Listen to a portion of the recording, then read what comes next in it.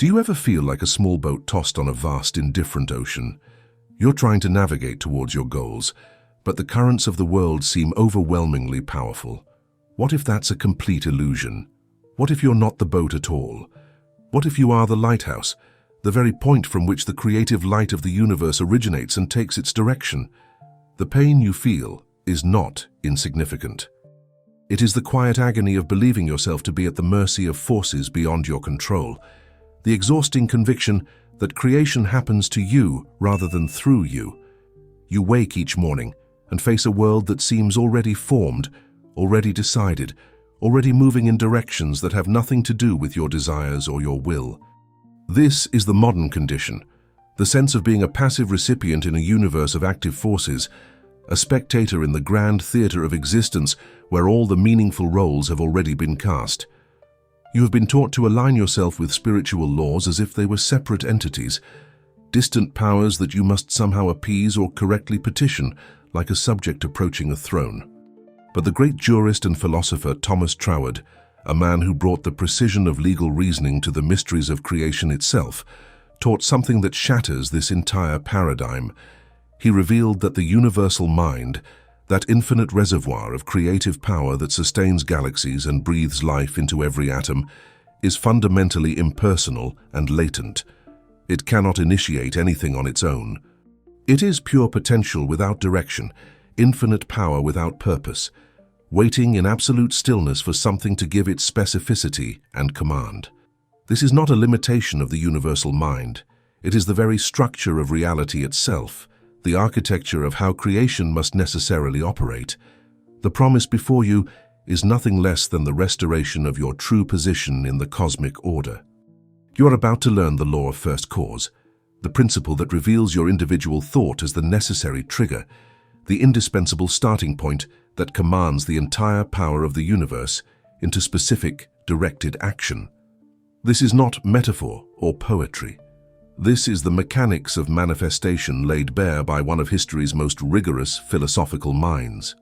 You are not a supplicant begging for favor from a distant power. You are the center from which all creative action in your life must necessarily originate. Thomas Troward was no mystic, lost in clouds of abstraction. He was a divisional judge in British-administered India, a man trained in the most exacting standards of evidence and logical reasoning. When he turned his formidable intellect to the study of mental science, he brought with him the demand for ironclad logic and demonstrable principles. He would accept nothing on faith that could not withstand the scrutiny of reason. What he discovered and systematized in his Edinburgh lectures became the bedrock upon which an entire movement would be built. He mapped the mechanics of creation with the precision of an engineer, drafting blueprints for a bridge that must bear impossible weight. In this video, you will learn why the universe, in all its infinite power, is utterly powerless to create anything specific in your life without you. You will discover the precise two-part process that transforms your thought from a mere mental event into a true first cause, initiating an inexorable chain of events that must culminate in physical manifestation. This is not about hoping or wishing. This is about understanding the law and operating it with the confidence of someone who knows exactly how the machinery works. Troward did not teach techniques for begging the universe to notice you. He taught the science of commanding it through understanding its fundamental nature. But here is what you must know before we proceed. There is a specific quality your thought must possess to be recognized by the universal mind as a genuine first cause. Without this quality, your thought is nothing more than a random mental signal, a spark that dies in the darkness with no creative power whatsoever. Millions of people generate thoughts every day that never manifest into anything because they lack this essential element. I will reveal this quality to you in part 4 of this video, and when you understand it, you will see why so many of your previous attempts at manifestation failed while others succeeded. Before we go further, I want you to pause and reflect. In your life right now, do you feel more like the boat being tossed by forces beyond your control? Or do you feel like the lighthouse, the center from which direction and purpose originate? Leave your answer in the comments below, and if you're ready to discover your true position in the creative order of the universe, subscribe to this channel and join us on this journey through the wisdom of the masters. At the heart of Thomas Troward's teaching lies a principle so fundamental that once you grasp it, your entire relationship with reality transforms. He called it the law of relation, and it describes the necessary partnership between the universal mind and your individual mind. To understand this law is to understand why you are not optional in the creative process, why you are not a fortunate beneficiary of cosmic generosity, but rather an indispensable component in the machinery of manifestation itself. The universal mind, Troward explained with uncompromising clarity, is infinite potential in its purest form. It is undifferentiated spirit, boundless and eternal, containing within itself every possibility that could ever exist. But here is the crucial insight that most spiritual teachings overlook. This infinite potential is precisely that, potential. It is not actualized, it is not specific, it is not directed toward any particular outcome.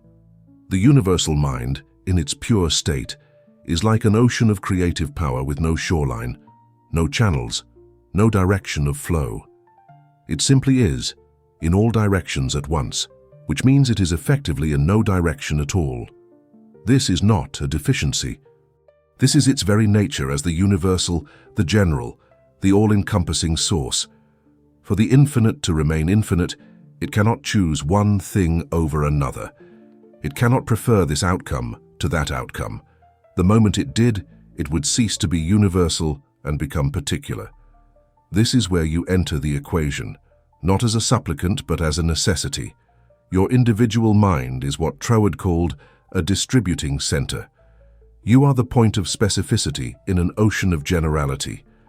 You are the consciousness that can select one possibility from infinite possibilities and say, this one. This is what I choose to bring into manifestation. The universal can only act on the particular, and you are the one who provides the particular, specific thought form for it to act upon. Without you, without your conscious selection and direction, the infinite remains locked in its own boundlessness, unable to express itself in any specific form. Think deeply about what this means for your understanding of power and agency. You have been conditioned to think of yourself as small, as one tiny consciousness in a vast universe of forces that dwarf your significance. But Troward's logic reveals the opposite. You are the specific that commands the general. The infinite power of the universal mind cannot move in your life until you give it direction. It is waiting on you, not the other way around. This is not arrogance. This is the mathematical necessity of how universal and particular must relate to each other. The general cannot become specific without a point of specification, and you are that point. Consider the implications of this for every area of your life where you have felt powerless.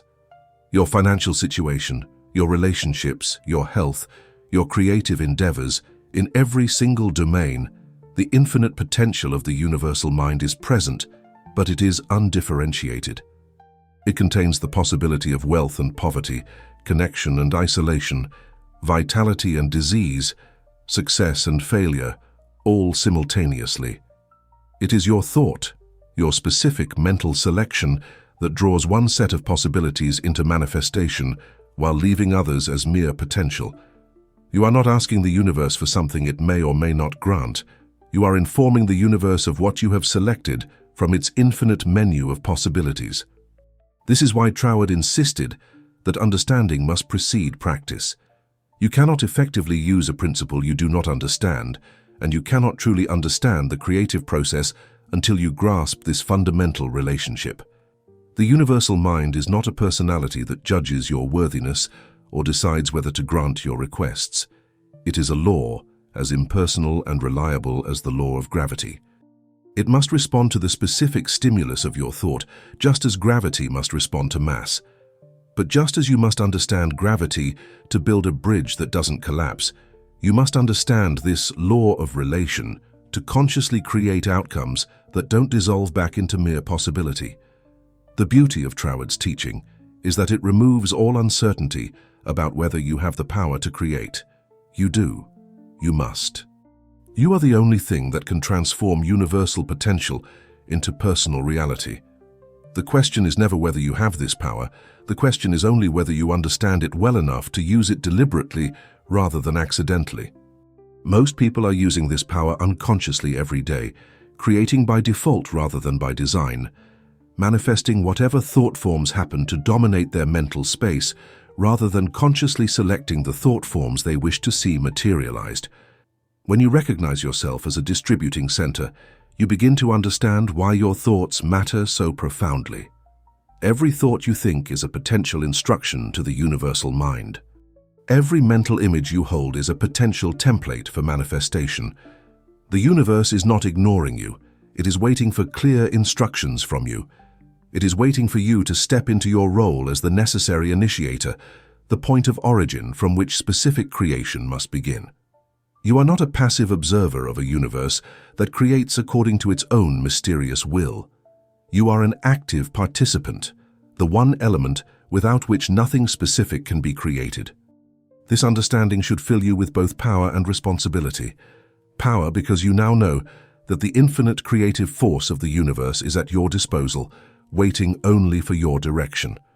Responsibility because you now know that whatever is manifesting in your life is manifesting in response to the thought forms you have been holding, consciously or unconsciously. You cannot blame external circumstances for your conditions when you understand that external circumstances are themselves the materialization of internal thought patterns. The universe is not doing something to you. It is doing something through you, and it can only do what you give it the template to do. Troward's law of relation is not just a spiritual concept to contemplate. It is a practical framework for understanding your exact position in the creative process. You stand at the intersection of the infinite and the finite, the universal and the particular, the potential and the actual. You are the bridge across which infinite possibility must travel to become finite reality.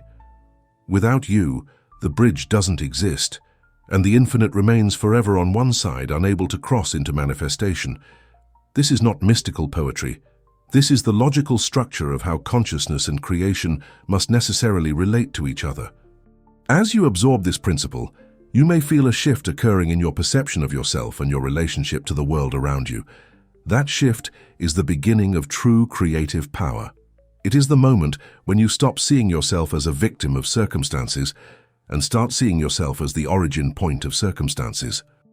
It is the moment when you stop asking why things are happening to you and start asking what thought forms you have been holding that are causing things to happen through you. This shift in perspective is not comfortable because it removes all excuses and places the power and the responsibility squarely in your hands. But this is the price of mastery. This is what it means to understand the law of relation. You are the distributing center through which the infinite becomes specific. You are the necessary partner in creation, the one element without which the universal mind, for all its infinite power, cannot create anything particular in your life. The universe is not withholding from you. It is waiting on you. It is waiting for you to understand your role, to accept your position, and to begin consciously directing the infinite power that is your birthright. Let this truth settle into the deepest levels of your consciousness. You are not small, you are not insignificant, and you are not at the mercy of forces beyond your control. You are the center of the creative process in your own life. You are the point from which all specific creation must originate. The infinite is waiting on the finite, the universal is waiting on the particular, and the general is waiting on the specific. It is waiting on you. This is the foundation upon which everything else in Troward's teaching rests. Once you truly understand this law of relation, once you internalize your position as the necessary distributing center, you are ready to learn the mechanics of how to consciously operate this principle. You are ready to learn how to transform your thoughts from random mental events into deliberate acts of creation. You are ready to become what you were always meant to be, a conscious, intentional collaborator with the infinite creative power of the universe. To fully grasp the revolutionary nature of what Troward discovered, you need an analogy that makes the abstract concrete, that transforms philosophical principle into practical understanding. Imagine for a moment the electrical grid that powers an entire nation. This grid is a marvel of engineering, containing enough energy to light millions of homes, power countless industries, and sustain the technological infrastructure of modern civilization. The potential within that grid is staggering, almost incomprehensible in its magnitude. At any given moment, billions of watts of electrical potential are flowing through transmission lines, waiting to be utilized. This is the perfect parallel to the universal mind. Infinite power, infinite potential, present everywhere and at all times. Now here is the critical insight. Despite all that power, despite the fact that the electrical grid extends to your home and the wiring runs through your walls, the power company cannot decide to turn on the lamp in your living room. The electricity is there, the potential is there, the infrastructure is there, but the power remains dormant until you perform one simple action. You must walk over to the lamp and flip the switch. That switch is the bridge between infinite potential and specific manifestation. It is the point of initiation, the trigger that draws power from the general grid and directs it to a particular outcome. Without that switch being flipped, all the power in the grid might as well not exist as far as your lamp is concerned. This is not because the power company is withholding the electricity from you. It is not because you haven't paid your bill or because you don't deserve light in your living room. It is simply because the power is impersonal. The electrical grid does not care about your lamp. It cannot care. It is not designed to care. It is designed to provide power to any point in the system where a circuit is completed, where a switch is flipped, where a specific demand is made upon its general supply. The grid is perfectly willing to power your lamp, but it cannot do so until you provide the specific instruction by closing the circuit. This is not a limitation of the grid. This is the very principle that makes the grid functional and safe. Your specific, conscious thought is that switch. It is the mechanism by which you draw the infinite, impersonal power of the universal mind from its state of general potential and direct it toward a specific, personal outcome.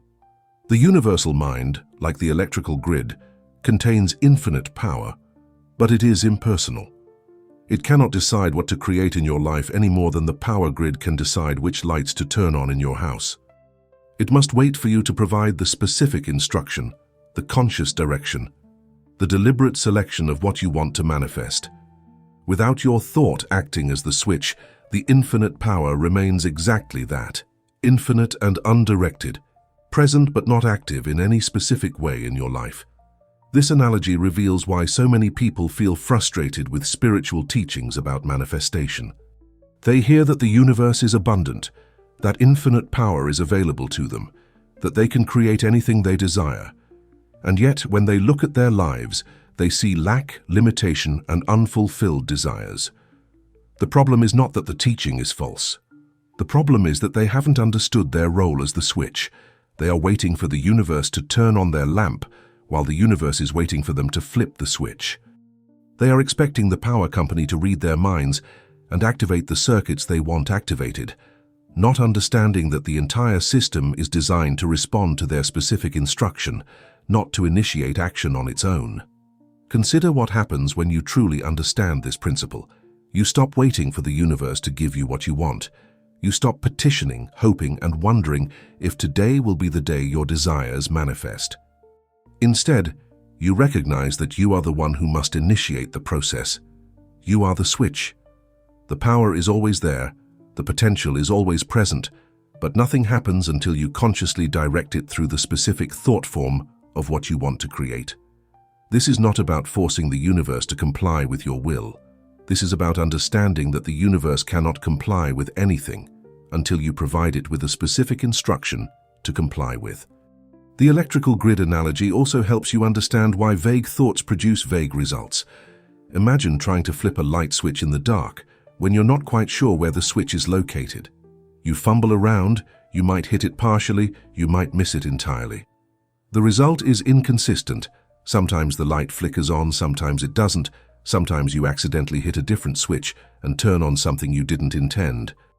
This is what happens when your thoughts are unclear, when your mental images are fuzzy, when you're not quite sure what you want or you keep changing your mind. You're trying to flip a switch without a clear understanding of where it is or what it controls. But when you have a perfectly clear, definite thought, when you know exactly what you want to manifest, when you can see it clearly in your mind, when you can describe it in specific detail. You are reaching directly for the switch with confidence and precision. You flip it deliberately, and the power flows exactly where you intended it to flow. The circuit is completed, the connection is made, and the infinite power of the universal mind is channeled into the specific manifestation of your desire. This is not magic. This is the operation of a law, as reliable and predictable as the flow of electricity through a wire. Troward's genius was in recognizing that this principle is not optional or mystical. It is the fundamental structure of how consciousness and creation must relate to each other. The universal cannot become particular without a point of particularization. The infinite cannot become finite without a point of definition. The general cannot become specific without a point of specification. You are that point. Your conscious thought is the mechanism by which the transformation occurs. This is not a privilege granted to a select few. This is the basic operating principle of consciousness itself, available to anyone who understands it. When you sit down to consciously create, you are not hoping the universe will notice you. You are not trying to attract its attention or earn its favor. You are simply completing a circuit. You are flipping a switch. You are providing the specific instruction that allows the infinite power, which is always present and always willing, to flow into the particular form you have selected. The power doesn't judge whether your desire is worthy. The electrical grid doesn't judge whether your lamp deserves to be lit. It simply responds to the completion of the circuit, to the flipping of the switch, to the specific demand placed upon its general supply. This understanding should eliminate all sense of uncertainty or unworthiness from your creative practice. You are not asking for a favor. You are not hoping to be chosen. You are operating a law.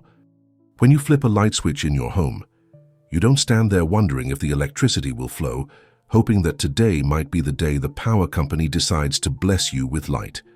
You flip the switch with complete confidence that the light will come on, because you understand the principle. The same confidence is available to you in the realm of conscious creation, once you understand that your thought is the switch, and the universal mind is the power source that must respond to your specific instruction. Without the switch, the power remains a mere potential, an abstract possibility that never actualizes into anything concrete in your life. You can live your entire life surrounded by infinite creative power and never manifest anything you consciously desire, simply because you never learned to flip the switch. You never learned that you are the necessary initiator, the one who must provide the specific instruction, the one who must complete the circuit between infinite potential and finite manifestation. The universe is not withholding power from you. You are withholding instruction from the universe. This is the unshakable logic of Troward's teaching. It is not based on faith or belief or hope. It is based on the necessary relationship between the universal and the particular, the infinite and the finite, the general and the specific. Once you see this relationship clearly, once you understand your position as the switch through which infinite power must flow to become specific manifestation, you can never again feel powerless. You can never again feel like a victim of circumstances beyond your control. You are the control. You are the switch. The power is waiting on you. Let this analogy become more than just a helpful illustration. Let it become the lens through which you view every moment of your life. When you want something to manifest, ask yourself, have I flipped the switch?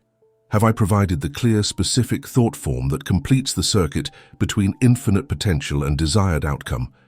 Or am I standing in the dark, surrounded by power, waiting for someone else to turn on my light?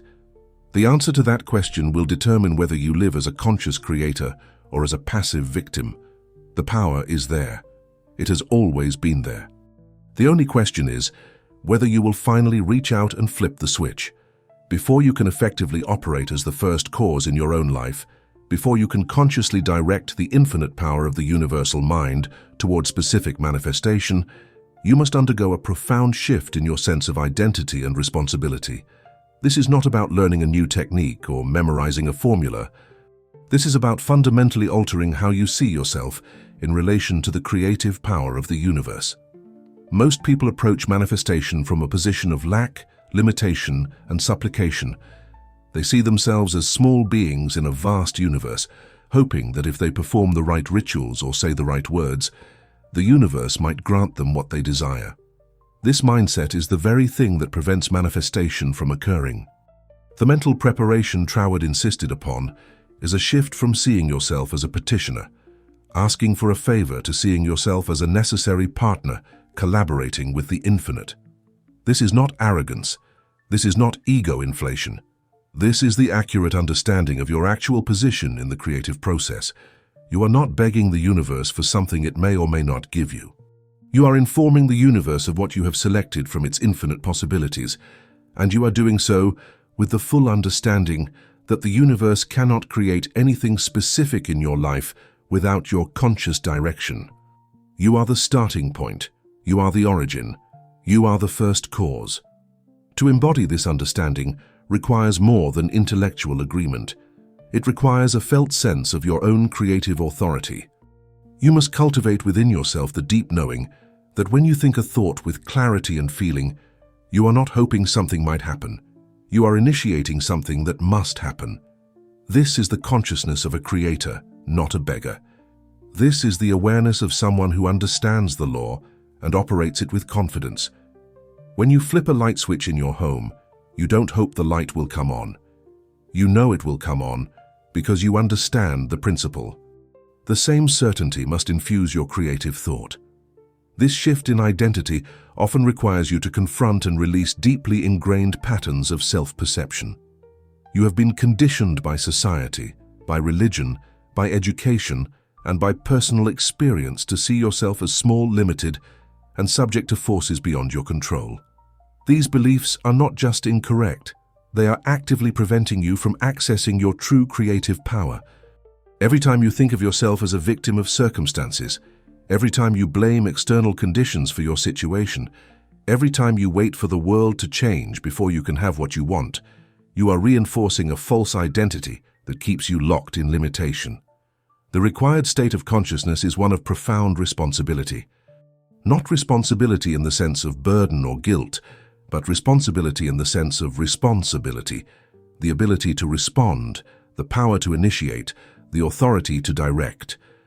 When you accept that you are the necessary starting point for all creation in your life, you can no longer blame anyone or anything else for your conditions. This is not comfortable. It is far easier to believe that your problems are caused by the economy, by other people, by your past, by your genetics, by bad luck. But these excuses, comfortable as they may be, are the chains that bind you to limitation. Troward taught that the universal mind is waiting on you, not the other way around. This single insight, when fully internalized, transforms everything. You stop waiting for permission. You stop waiting for the right moment. You stop waiting for conditions to be perfect. You recognize that you are the one who creates the permission, the moment and the conditions through the power of your directed thought. The universe is not testing you to see if you're worthy. It is waiting for you to provide the specific instruction that allows it to move in your life. It is waiting for you to step into your role as the conscious initiator. This mental preparation also involves cultivating a sense of partnership with the infinite rather than separation from it.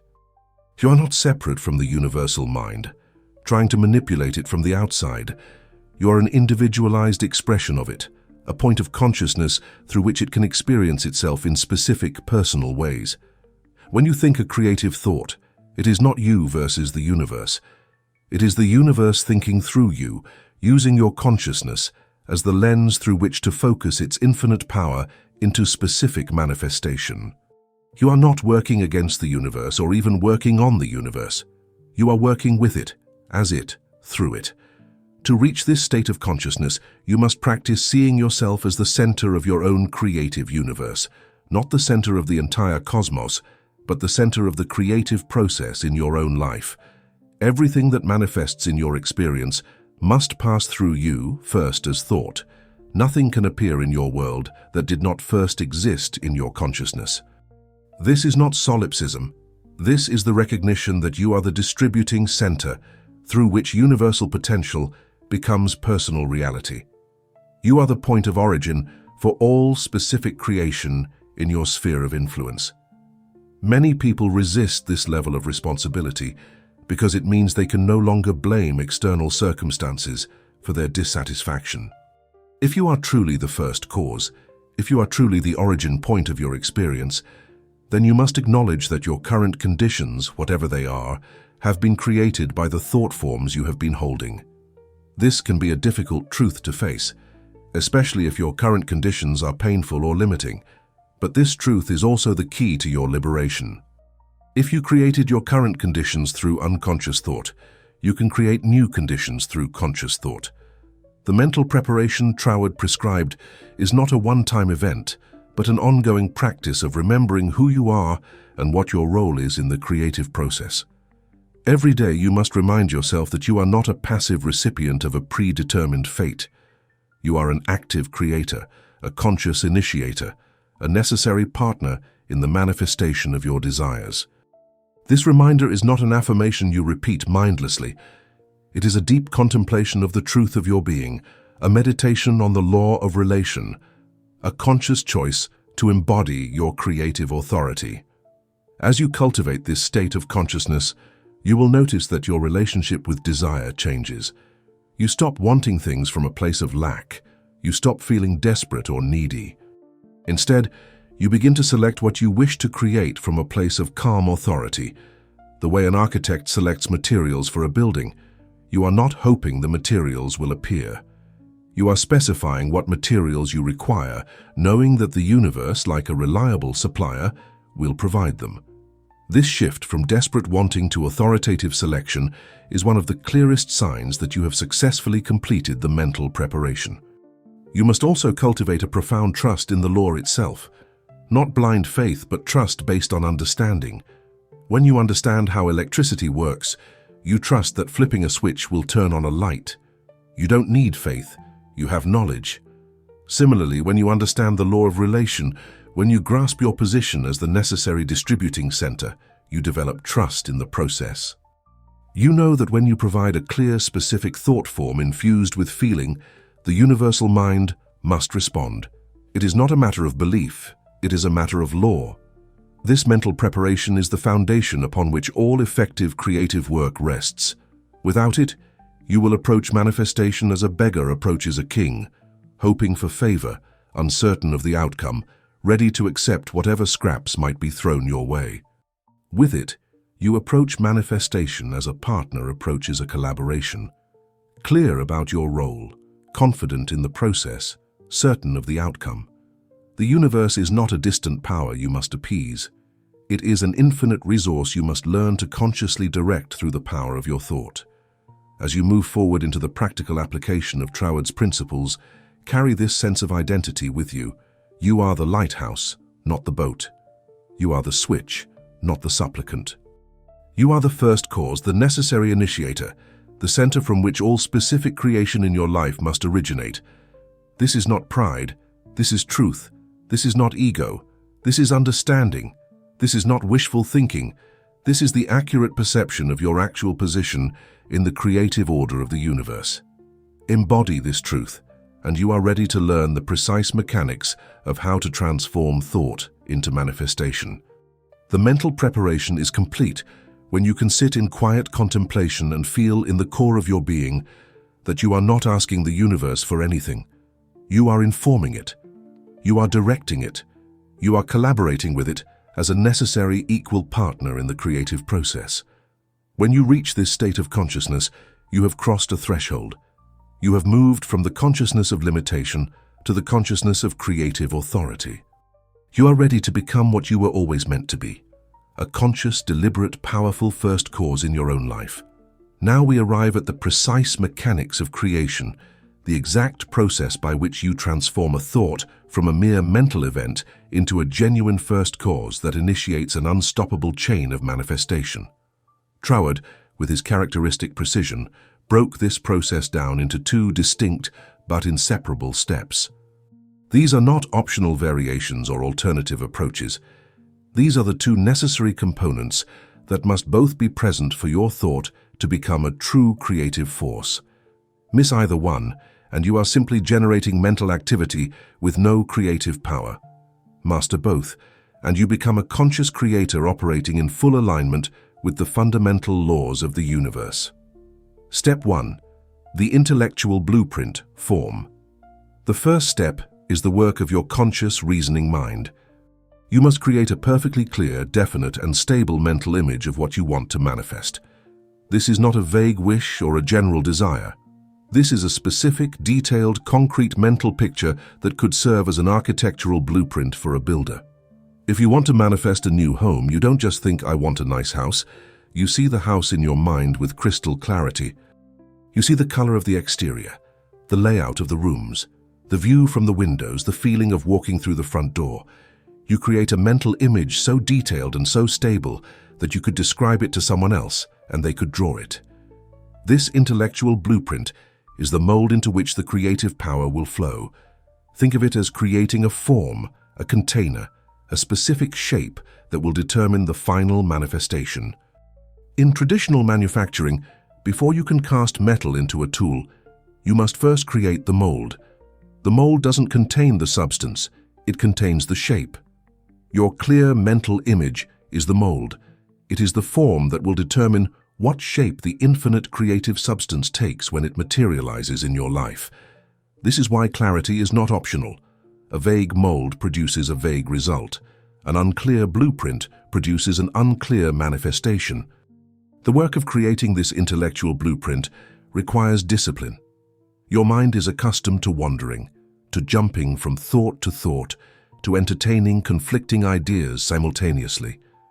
But to create a powerful thought form, you must train your mind to hold a single image steady. This is not about forcing or straining, it is about gentle, persistent focus. You return your attention to the image again and again, each time adding more detail, more clarity, more stability. You are building something in the mental realm, and like any construction project, it requires sustained attention and deliberate effort. Troward emphasized that this mental image must be definite. It cannot shift and change from moment to moment.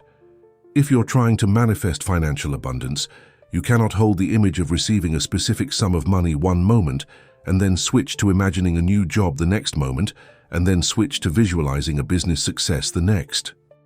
Each of these is a different blueprint, a different mold, and if you keep changing the mold, the creative substance has no stable form to flow into. You must select one clear, specific outcome and hold that image with unwavering consistency. This is the work of the conscious mind, and it is absolutely essential. Without this clear intellectual blueprint, the creative power has nothing to work with. It is like asking a builder to construct a house without giving him any plans. He may have all the materials and all the skill, but without a blueprint, he cannot create what you want. The universal mind has infinite power and infinite substance, but it cannot create something specific in your life until you provide the specific blueprint through your clear, definite thought. Step 2. The emotional current, essence. Once you have created the intellectual blueprint, once the mold is formed and stable, you must infuse it with feeling. This is the spiritual substance, the creative power itself.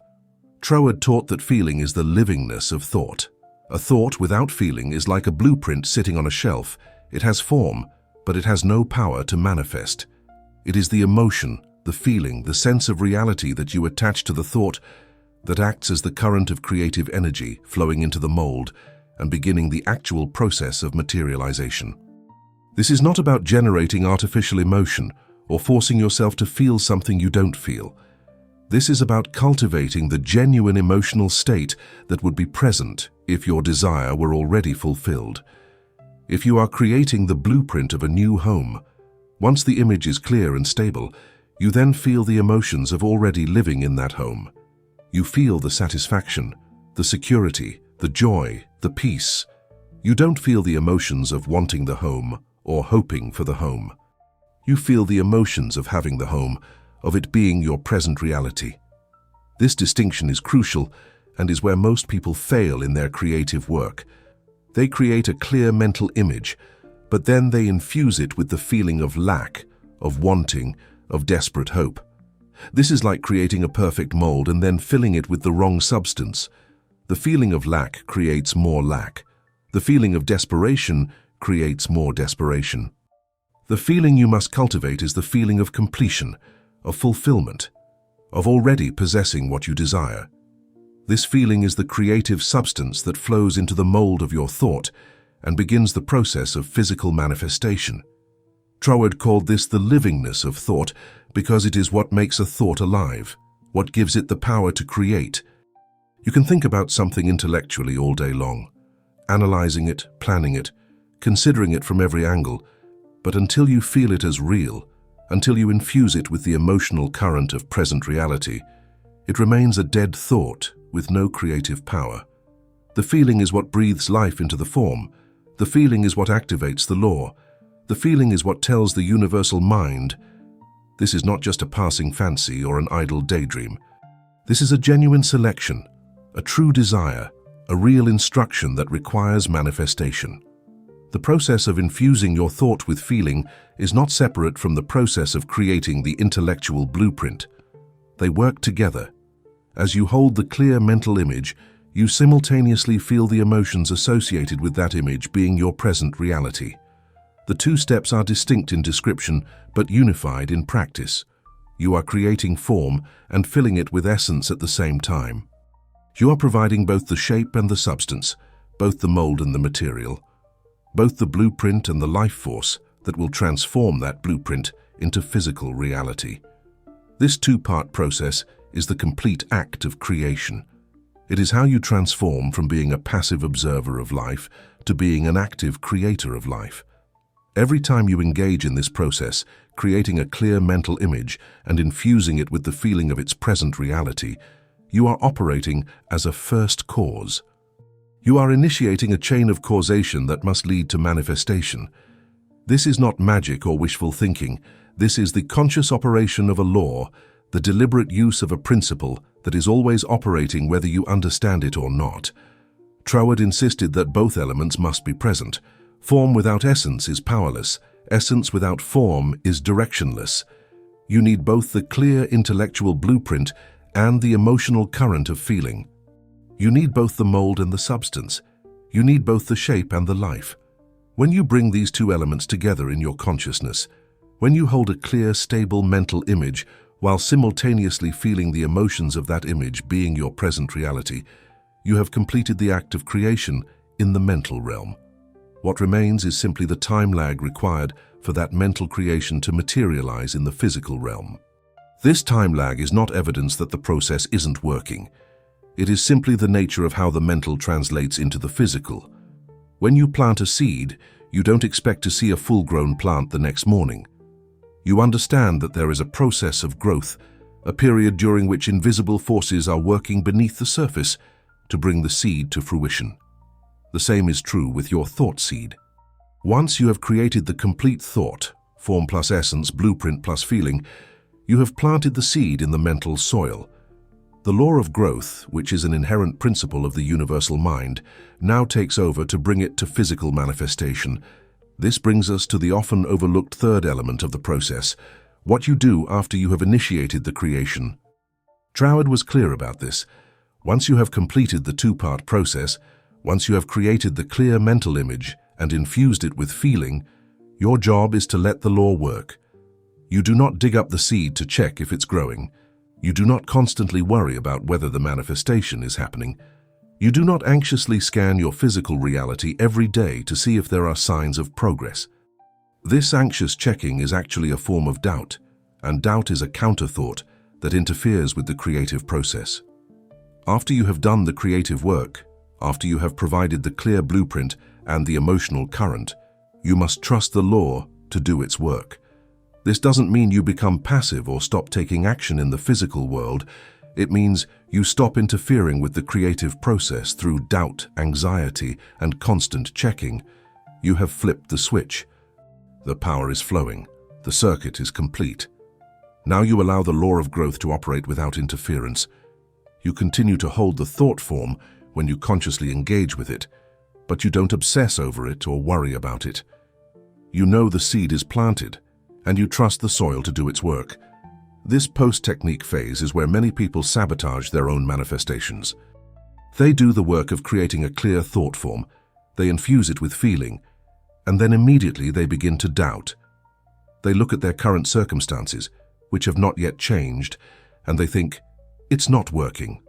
This thought of "it's not working" is itself a new thought form, a new instruction to the universal mind, and it contradicts the original thought. It is like planting a seed and then immediately planting a different seed in the same spot that will grow into a plant that chokes out the first one. The complete process, then, is this: create a clear, definite, stable mental image of what you want to manifest. Infuse that image with the feeling of it being your present reality, then release it to the law, trusting that the creative process is now operating beneath the surface of your awareness to bring it into physical form. Continue to hold the thought form when you consciously think about it, but do not obsess, doubt, or anxiously check for results. You have done your part as the first cause. Now allow the universal mind to do its part as the creative power that must respond to your specific instruction. This is the architecture of conscious creation. This is the precise step-by-step process by which you transform thought into reality.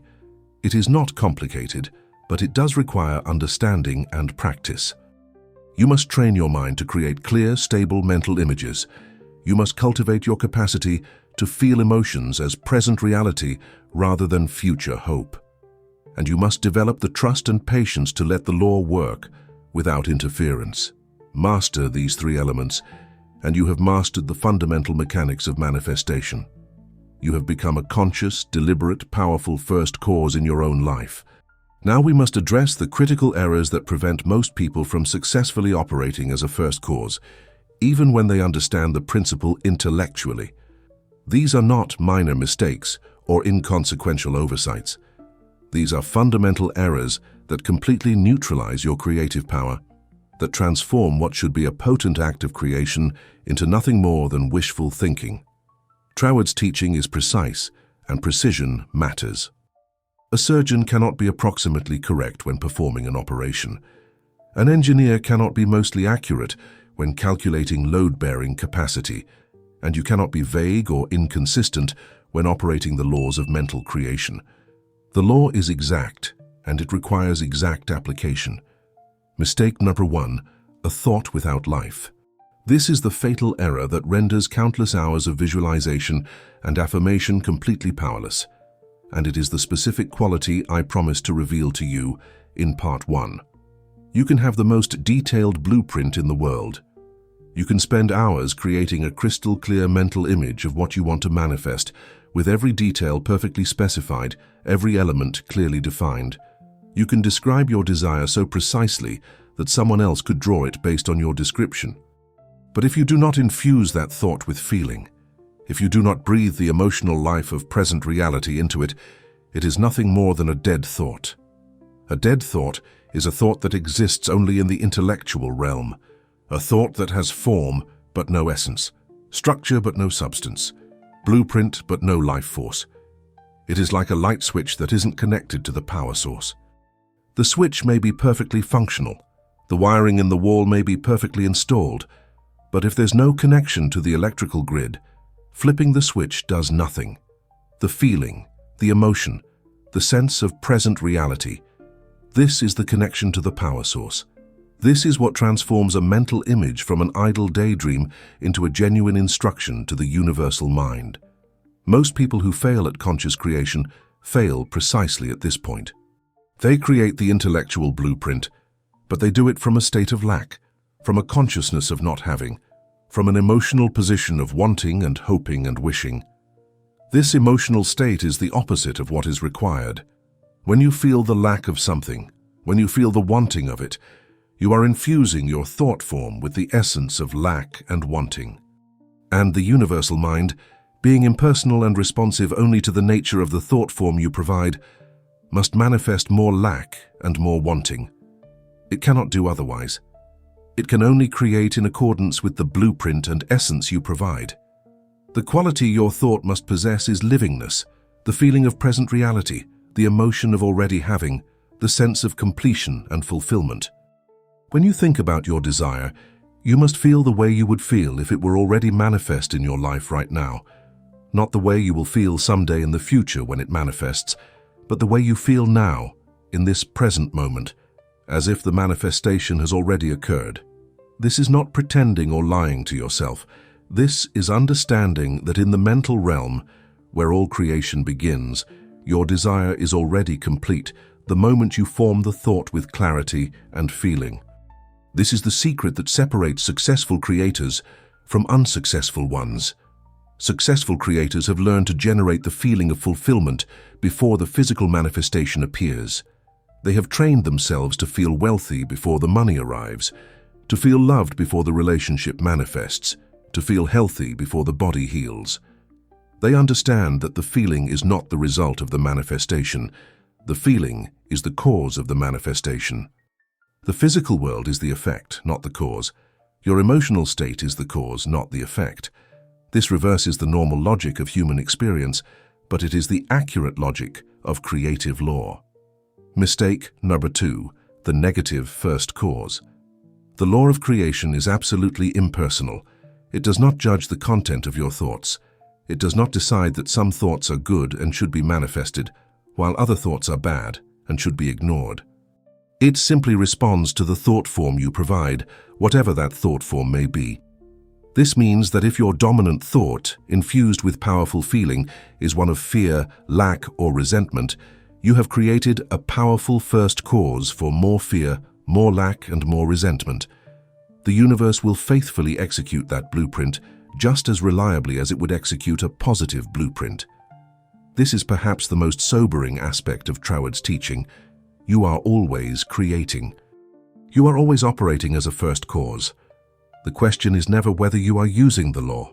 The question is only what you are using the law to create. Every thought you hold with emotional intensity is a seed planted in the mental soil. Every thought form you infuse with feeling is an instruction to the universal mind. If those thoughts are predominantly negative, if they are focused on what you don't want rather than what you do want, if they are saturated with fear rather than faith, you are still creating. You are just creating more of what you don't want. Many people wonder why their lives seem to be a continuous manifestation of their worst fears. They wonder why they keep experiencing the very things they desperately want to avoid. The answer is that they have been unconsciously creating those experiences through the power of negative thought, infused with intense emotion. Fear is a powerful emotion. Worry is a powerful emotion. Resentment is a powerful emotion.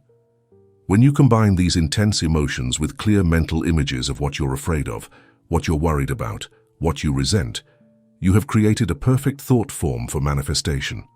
The only problem is that it's a thought form of something you don't want. The law does not care. The law is impersonal. It simply responds to the blueprint and essence you provide. If you spend your days thinking about debt, feeling the anxiety of debt, imagining scenarios of financial ruin, you are operating as a first cause for more debt. If you spend your days thinking about illness, feeling the fear of illness, imagining yourself sick, you are operating as a first cause for more illness. This is not punishment. This is not the universe being cruel. This is simply the operation of a law that must respond to the instructions you give it, whether those instructions are conscious or unconscious, positive or negative, wanted or unwanted. The solution is not to suppress negative thoughts or pretend they don't exist. The solution is to consciously redirect your mental energy toward what you do want, rather than what you don't want. Every time you catch yourself dwelling on a negative thought, especially one charged with emotion, you must consciously pivot to the opposite. If you find yourself thinking about debt with anxiety, you must immediately shift to thinking about abundance with the feeling of financial security. If you find yourself thinking about illness with fear, you must immediately shift to thinking about health with the feeling of vitality. This is not denial. This is conscious redirection of creative power. Mistake number 3, introducing a counterthought. This is the error that sabotages manifestations that were otherwise on track to materialize. You have done everything correctly.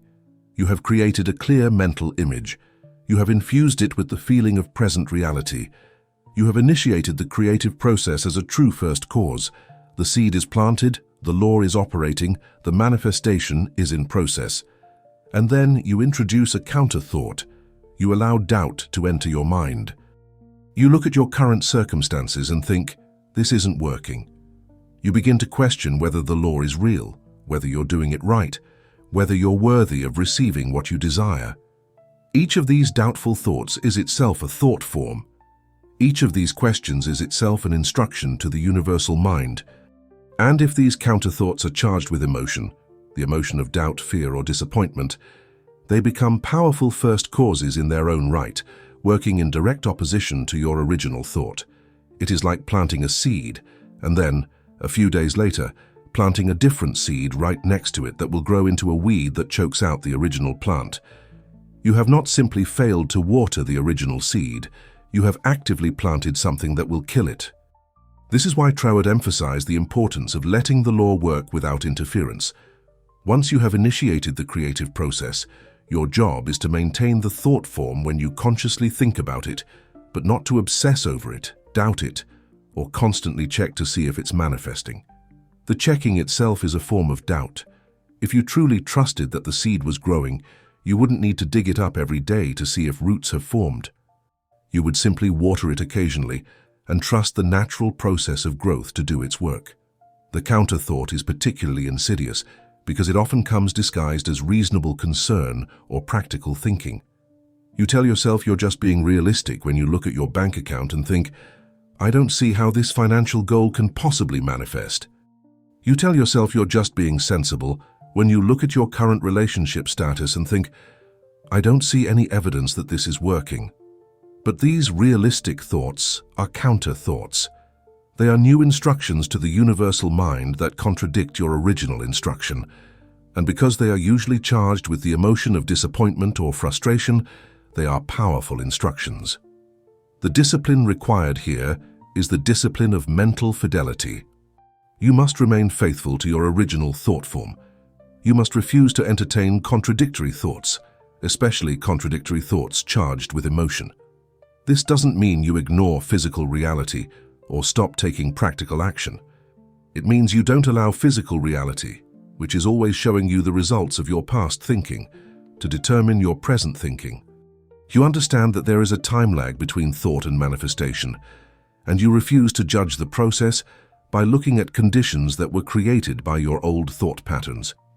Now let me share with you the profound insights that Troward himself emphasized, the master's tips that can elevate your practice from mechanical application to true mastery of the creative principle.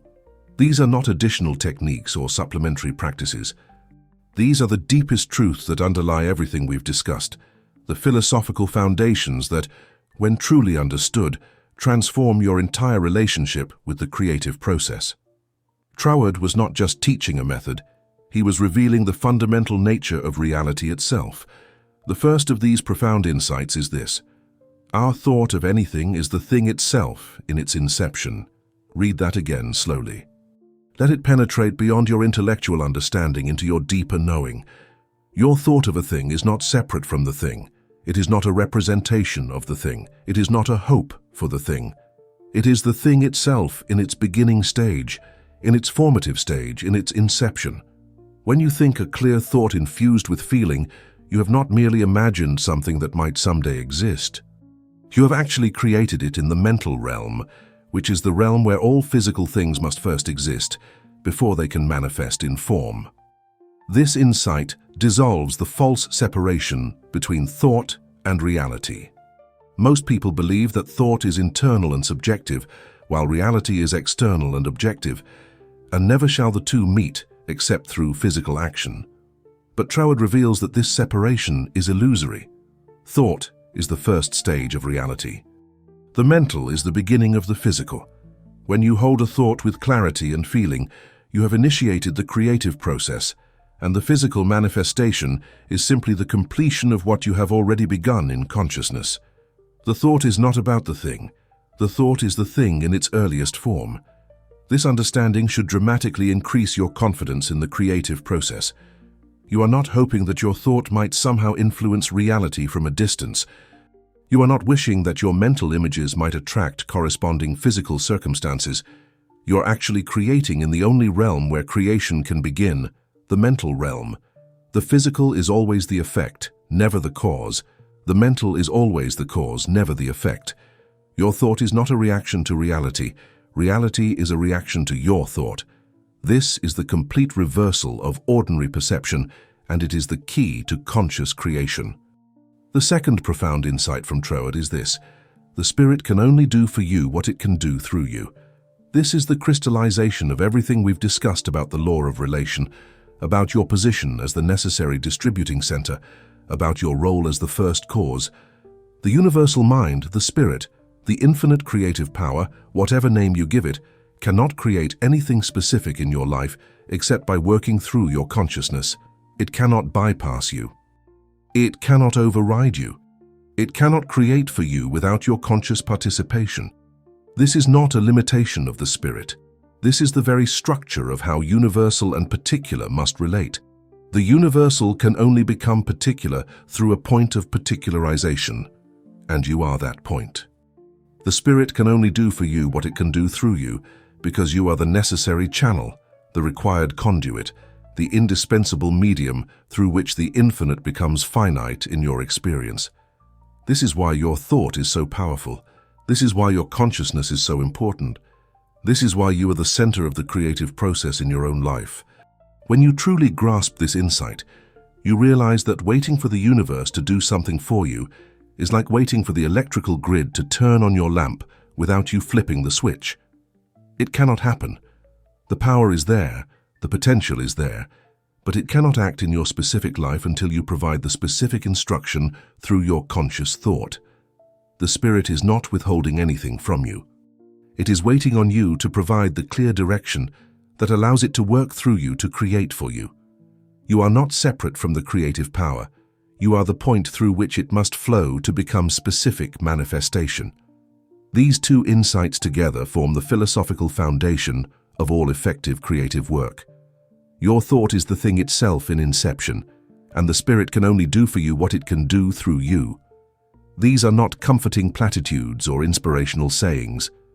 These are precise statements of how consciousness and creation actually operate. When you build your practice on this foundation, when you approach each act of creation with these truths firmly established in your awareness, you operate with a power and confidence that transforms everything. Troward also emphasized the importance of understanding that you are working with law, not with caprice. The universal mind is not a personality that might or might not respond to your requests based on mood or favoritism. It is a law as reliable and impersonal as the law of gravity. When you understand the law and operate it correctly, you get results. When you misunderstand the law or operate it incorrectly, you don't get results. But the law itself never fails, never plays favorites, never withholds from one person what it gives to another. It simply responds to the thought forms provided to it, whoever provides them, and whatever they contain. This understanding should eliminate all sense of victimhood or unfairness from your experience. If someone else is manifesting abundance while you are manifesting lack, it is not because the universe loves them more or because they are more deserving. It is because they are providing thought forms of abundance while you are providing thought forms of lack. The law is operating equally for both of you, responding faithfully to the instructions each of you is giving. Change your thought forms and you change your results. It is that simple and it is that precise. The Master's final tip is this: approach the creative process with a sense of joyful certainty rather than desperate need. When you create from desperation, from a sense of urgent need, you are infusing your thought form with the essence of desperation and need, and you will manifest more situations that generate those feelings. When you create from a sense of joyful certainty, from the calm confidence of someone who knows the law and trusts the process, you are infusing your thought form with the essence of certainty and joy, and you will manifest situations that generate those feelings. This is why Troward insisted on the importance of understanding before practice. When you understand the law, you can approach creation with certainty. You know that when you provide a clear thought form infused with feeling, the law must respond. You are not hoping it will work, you know it will work. This knowing is itself a powerful emotional state that enhances the creative process. It is the difference between flipping a light switch and hoping the light will come on versus flipping the switch with complete confidence that the light will come on. The action is the same, but the consciousness behind the action is completely different, and consciousness is everything in the realm of creation. These master's tips are not separate from the process we've outlined. They are the deepest understanding of why the process works and how to approach it with maximum effectiveness. Your thought is the thing in inception. The spirit can only do for you what it can do through you. You are working with law, not caprice. And you must approach creation from certainty, not desperation. Hold these truths in your consciousness as you practice, and you will find that your creative power increases exponentially. You are not just following a technique, you are operating in alignment with the fundamental nature of reality itself. What makes Troward's teaching particularly compelling is that it is not merely philosophical speculation or mystical intuition. The principles he articulated over a century ago are now finding remarkable validation in the cutting edge of modern physics, specifically in the realm of quantum mechanics. This convergence of ancient wisdom and modern science is not coincidental. It is evidence that Troward was perceiving fundamental truths about the nature of reality, truths that exist independently of any particular era or paradigm of understanding. The universe operates according to consistent principles, and those principles can be discovered both through rigorous logical reasoning and through empirical scientific investigation. Consider the famous observer effect in quantum physics, one of the most perplexing and profound discoveries of 20th century science. In quantum mechanics, before a measurement is made, a particle exists not as a definite object in a definite location, but as a wave function, a field of probability, a cloud of potential states, all existing simultaneously. The particle is literally everywhere it could possibly be, all at once. It is not that we don't know where it is that it doesn't have a definite location. It exists as pure potential, as infinite possibility, as undifferentiated probability. This is the quantum realm, and it is the closest physical analogy we have to what Troward called the universal mind. But here is where it becomes extraordinary. The moment a conscious observer makes a measurement, the moment someone actually looks to see where the particle is, the wave function collapses. All those infinite possibilities suddenly resolve into a single, specific reality. The particle that was everywhere is now somewhere. The potential that was undifferentiated is now definite. The general has become particular, and the trigger for this transformation is the act of conscious observation. The observer does not merely discover where the particle was, the observer's act of observation actually determines where the particle is. This is a direct scientific parallel to Troward's teaching about the law of relation. The wave function, the field of infinite potential, is like the universal mind, undifferentiated, impersonal, containing all possibilities but actualizing none of them until something specific happens. Your conscious thought, your act of observation, is what collapses that infinite potential into specific reality. You are not discovering a pre-existing reality. You are participating in the creation of reality through the act of conscious observation, through the specificity of your attention, through the direction of your awareness. The parallel becomes even more striking when you consider the role of the observer in quantum mechanics. It is not just any observation that collapses the wave function. It is conscious observation. A mechanical detector recording data without a conscious observer present does not collapse the wave function in the same way. There is something about consciousness itself, about the presence of a conscious observer, that is necessary for the transformation from potential to actual. This is precisely what Troward taught. The universal mind, for all its infinite power, cannot create anything specific without the conscious direction provided by an individual mind. The universal requires the particular, the infinite requires the finite. The potential requires the conscious observer to become actual. Some physicists have tried to explain away the observer effect, to find interpretations that remove the role of consciousness from the equation. But the experimental evidence remains stubbornly consistent. Conscious observation appears to play a fundamental role in the manifestation of physical reality.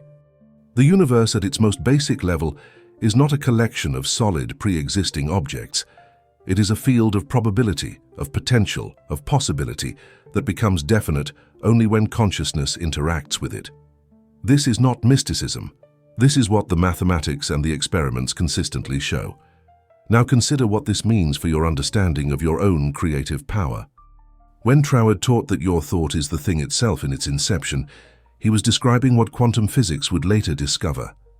That reality at its fundamental level exists first as potential, and consciousness is what transforms potential into actuality. When you hold a clear thought infused with feeling, you're not merely wishing for something to manifest in a solid, pre-existing world. You are actually participating in the fundamental process by which reality itself comes into being. You are collapsing the wave function of infinite possibility into the specific particle of desired manifestation. This is why the clarity of your thought matters so profoundly. In quantum mechanics, the more precise the measurement, the more definite the collapse of the wave function. A vague or uncertain observation produces a vague or uncertain result. Similarly, a vague thought produces a vague manifestation, while a clear specific thought produces a clear specific manifestation.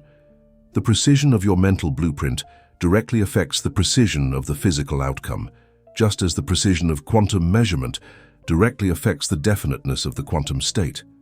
The role of feeling in Troward's system also finds an interesting parallel in quantum physics. The wave function doesn't just collapse because someone thinks about it intellectually. There must be an actual interaction, an actual engagement, an actual connection between the observer and the observed. Similarly, your thought doesn't become creative just because you think about something intellectually.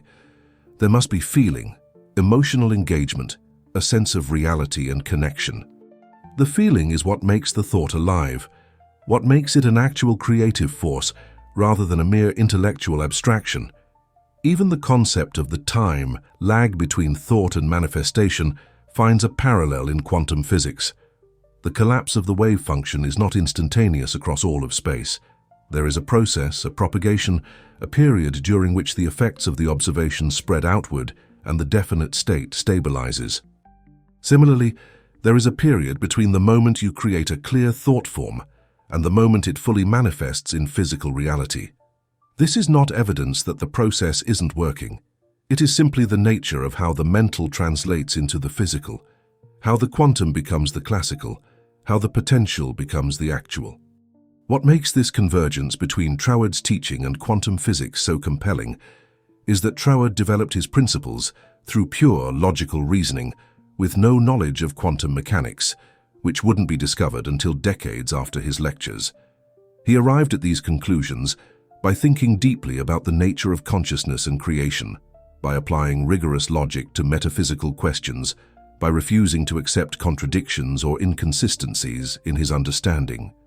And yet, his conclusions align remarkably with what physicists would later discover through mathematical analysis and experimental observation. This suggests that Troward was perceiving something real, something fundamental about the structure of reality itself. He was not inventing a pleasant philosophy or creating a comforting belief system. He was discovering actual principles that govern how consciousness and reality interact. The fact that modern physics has independently arrived at similar conclusions through a completely different methodology is powerful validation of the core truth of his teaching. Reality operates according to consistent principles, and those principles can be discovered through multiple paths of inquiry.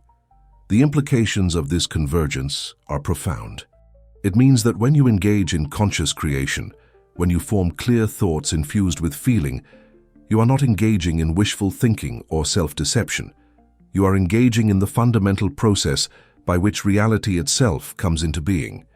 You are operating at the quantum level of existence, where consciousness and matter interact, where potential becomes actual, where the observer and the observed are not separate but intimately connected in the dance of creation. You are not trying to manipulate a solid, pre-existing world from the outside. You are participating in the ongoing creation of the world from the inside, from the level of consciousness itself.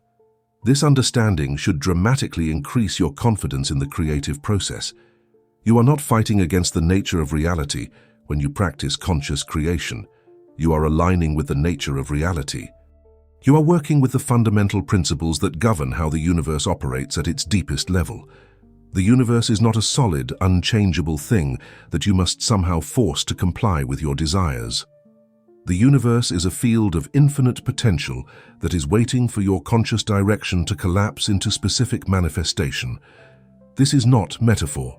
This is physics. When you hold a clear mental image of what you want to create, when you infuse that image with the feeling of present reality, when you maintain that thought form with consistency and confidence, you are performing the same function that the observer performs in a quantum experiment. You are collapsing the wave function of infinite possibility into the specific particle of desired outcome. You are transforming potential into actual.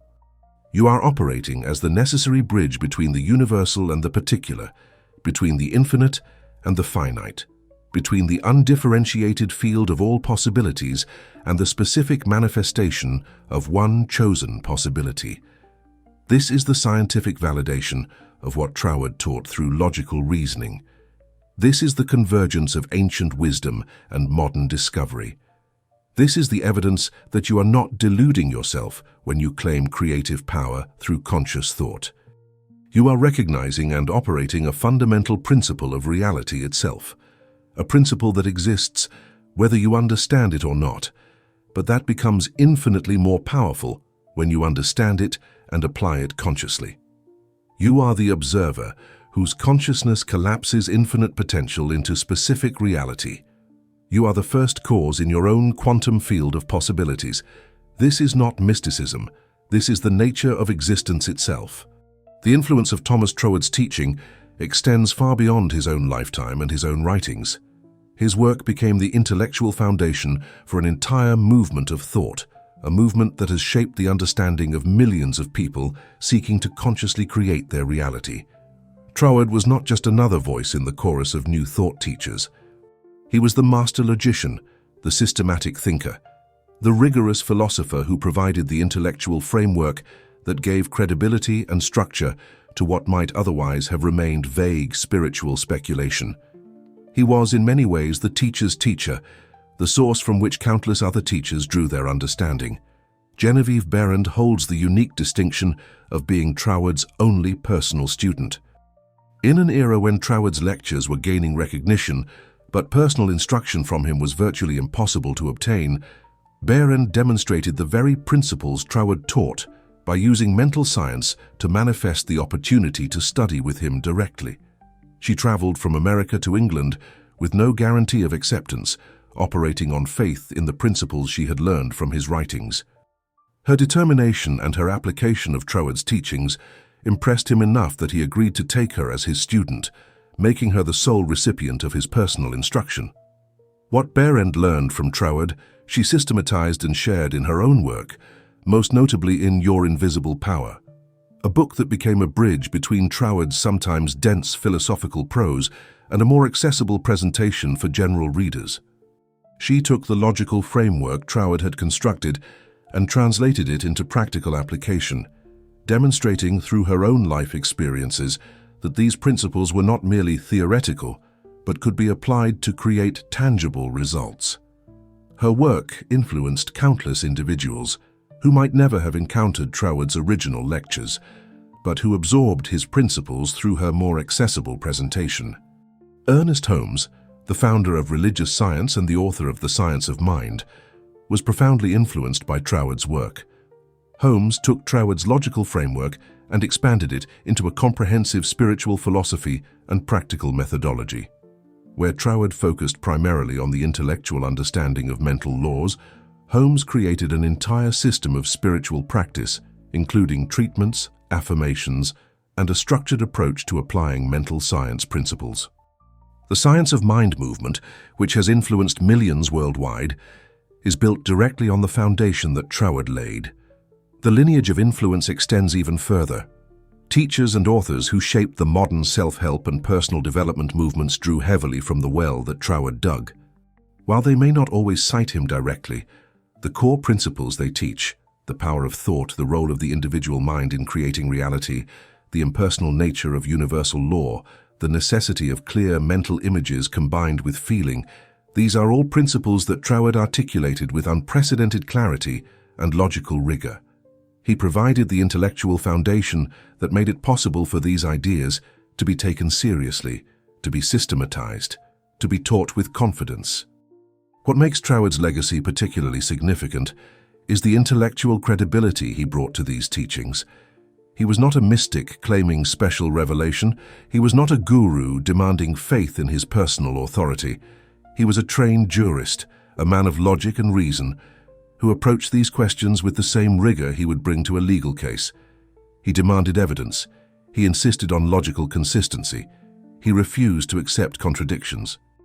This intellectual approach made his conclusions more persuasive, more defensible, more respectable in an era when spiritual teachings were often dismissed as mere superstition or wishful thinking.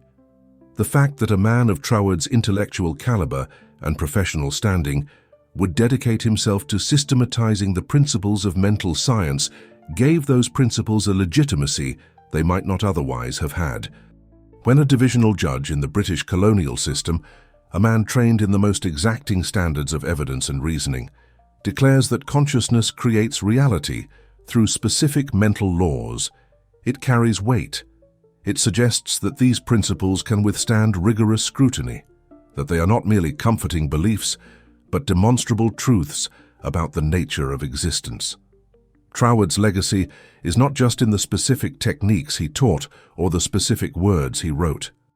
His legacy is in the intellectual framework he provided, the logical foundation he laid, the systematic approach he demonstrated.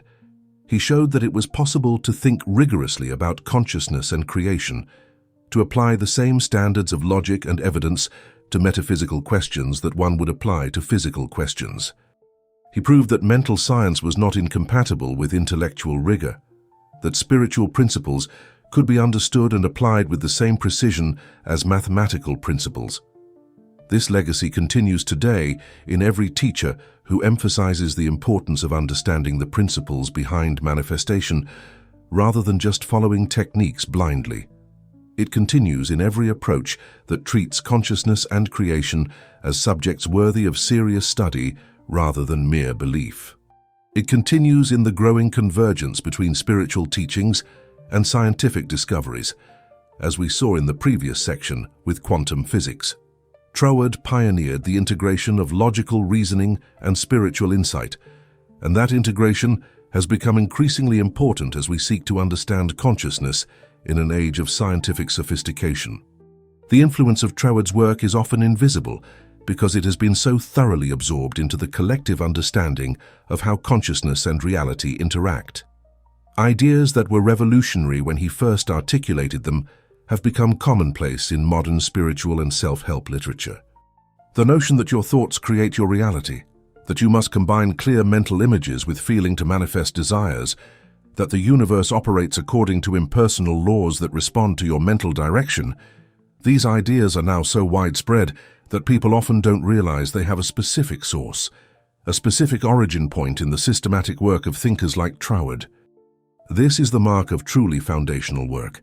It becomes so integrated into the collective consciousness that it seems self-evident, as if it had always been known. But there was a time when these ideas were not widely understood, when the connection between consciousness and manifestation was not clearly articulated, when the principles of mental science had not been systematically organized. Troward did that organizing work. He created the map that countless others would follow, the framework that countless others would build upon, the foundation that countless others would stand on to reach even greater heights of understanding. Now we arrive at the synthesis, the integration of everything we have explored together. You have journeyed through the fundamental principles of creation, through the precise mechanics of manifestation, through the common errors that sabotage success, through the scientific validation and historical influence of these teachings. Now it is time to bring it all together into a unified understanding that will transform how you see yourself and your relationship to reality itself. The universe is not happening to you, the universe is happening from you. This is not metaphor or poetry. This is the literal truth of your position in the creative order of existence. You are not a passive recipient of a predetermined fate, tossed about by forces beyond your control, like a small boat on a vast ocean. You are the lighthouse, the center from which the creative light originates and takes its direction. Every specific manifestation in your life must begin with you, must pass through your consciousness, must be initiated by your thought. The universal mind, for all its infinite power, is waiting on you to provide the specific instruction, the clear direction, the definite thought form that allows it to create something particular in your experience. You are not optional in this process. You are indispensable. This understanding should fill you with a profound sense of both power and responsibility. You are not a drop in the ocean, insignificant and powerless in the vast expanse of existence. You are the entire ocean in a drop, containing within your consciousness the full creative power of the universe, focused and concentrated into the specificity of your individual awareness. The infinite is not distant from you, not separate from you, not indifferent to you. The infinite is waiting on you. It is waiting for your clarity, your direction, your command. It cannot move in your life until you give it permission to move through your conscious thought. Stop waiting for the world to give you what you want. That is the consciousness of the victim, the mentality of the powerless, the perspective of someone who has not yet understood their true position in the creative process. The world is not withholding anything from you. The world is waiting for you to give it its instructions. The universe is not deciding whether you are worthy of your desires. The universe is waiting for you to provide the clear blueprint and emotional current that will allow it to manifest those desires. You are not begging for favor from a distant power. You are collaborating with an infinite power that can only act through you. Pick up your scepter. This is not arrogance, this is recognition of reality. You are the creative center of your own life. You are the first cause from which all specific manifestation in your experience must originate.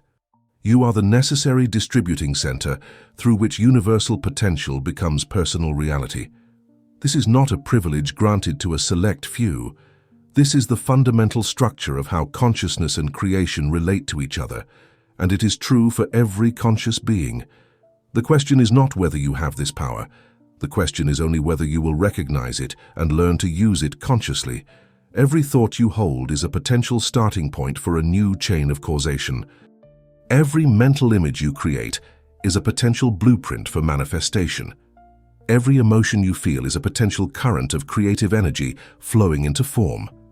You are creating constantly, whether you realize it or not. The difference between unconscious creation and conscious creation is simply the difference between creating by default and creating by design. Between manifesting whatever random thought forms happen to dominate your mental space and deliberately selecting the thought forms you wish to see materialized. The transformation I am inviting you into is not about learning a new technique or acquiring a new skill. It is about recognizing who you already are and what power you already possess. You are not becoming a creator. You are recognizing that you have always been a creator. You are not developing power. You are acknowledging the power that has always been yours. You are not earning the right to manifest.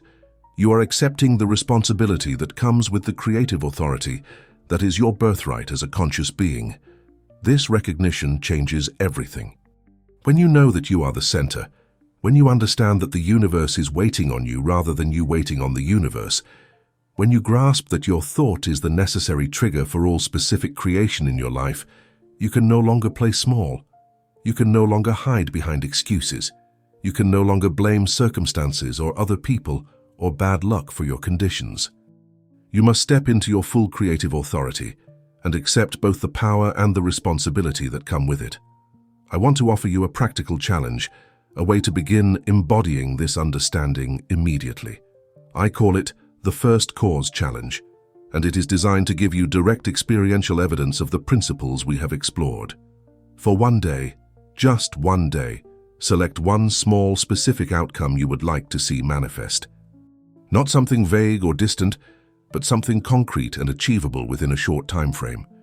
It could be a phone call from a specific person, a solution to a minor problem, a small amount of money, a particular conversation, something specific enough that you will know without doubt whether it manifests or not. Several times during that day, practice the two-step initiation process we outlined. First, Hold the clear blueprint of the outcome in your mind for 60 seconds. See it with perfect clarity and stability. Create the mental mold with precision. Then for the next 60 seconds, feel the pure emotion of it having already happened. Not the emotion of wanting it or hoping for it, but the emotion of having it, of it being your present reality. Feel the satisfaction, the relief, the joy, the peace, whatever emotion would be present if this outcome had already manifested.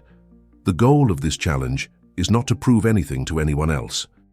The goal is to give you direct experiential evidence of the shift that occurs when you move from being a passive waiter to an active initiator. You are not hoping the universe will notice your desire and decide to grant it. You are operating as a first cause, consciously directing the infinite power through the specificity of your thought. You are completing the circuit, flipping the switch, collapsing the wave function of infinite possibility into the specific particle of desired outcome. Pay attention to how it feels to operate from this consciousness. Notice the difference between the desperate, hoping you may have felt in the past, and the calm certainty that comes from understanding the law and operating it consciously. Notice what happens when you stop asking and start commanding, when you stop begging and start directing, when you stop waiting and start initiating. This shift in consciousness is itself the transformation, and the external manifestation is simply the evidence that the internal shift has occurred. If you are ready to stop reacting to the world and start creating it, if you are ready to claim your position as the center of your own creative universe, if you are ready to step into the full power and responsibility of being a conscious first cause, then subscribe to the Master's legacy. Join us on this journey through the profound wisdom of the great teachers who understood the mechanics of creation and left us maps to follow. Comment below with your commitment to the First Cause Challenge and let us know what outcome you are choosing to manifest. Remember, you are not a small boat on a vast ocean. You are the lighthouse. You are the center. You are the first cause. The infinite power of the universe is waiting on your direction. The only question is, what will you create?